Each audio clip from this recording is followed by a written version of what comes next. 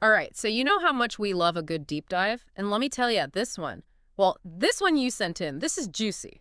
Oh, This yeah. is about as deep as it gets. We're talking Liz Cheney. We're talking Kamala Harris. We're talking abortion rights. Talk about an unlikely duo. Right. You wouldn't think these two would see eye to eye on much of anything, especially with Cheney's, pretty staunch conservative background Absolutely. and her past support for overturning Roe v. Wade. I mean, she was practically celebrating when that happened. Yeah, it definitely came as a surprise to see them joining forces like this, especially on such a divisive issue. Totally. So the article you sent in, it really highlights this kind of unexpected alliance they've formed.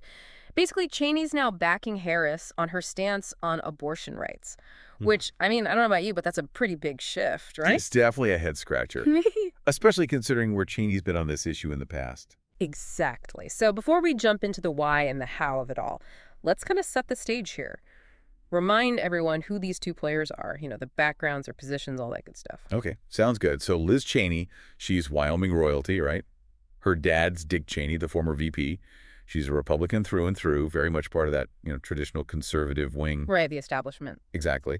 And she's been pretty vocal about her anti-abortion views for, well, pretty much her entire career. Yep.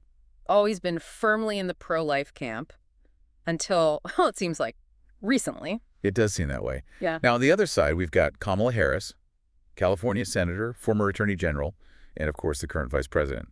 And she's pretty much the opposite of Cheney on this. Yeah, a staunch Democrat, always been a strong advocate for reproductive rights, pro-choice, all the way. Exactly.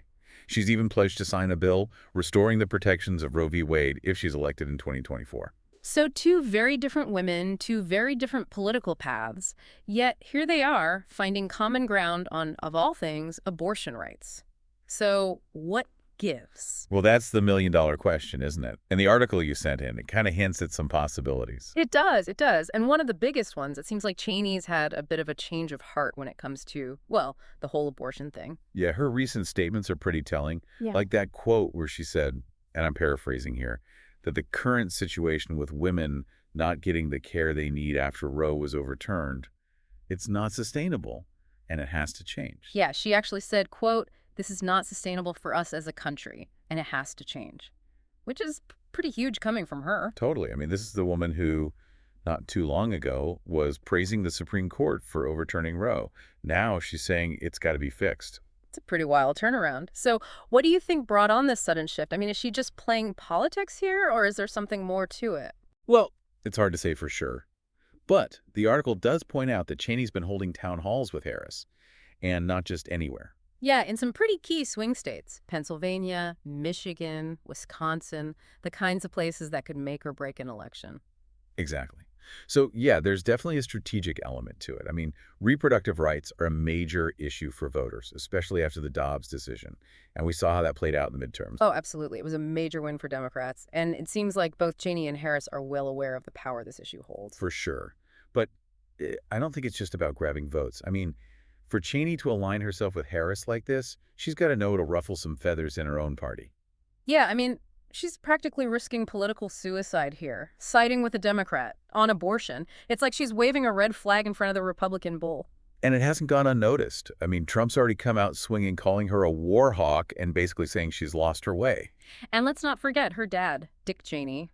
He's also thrown his support behind Harris. Yeah, that adds a whole other layer to this, doesn't it?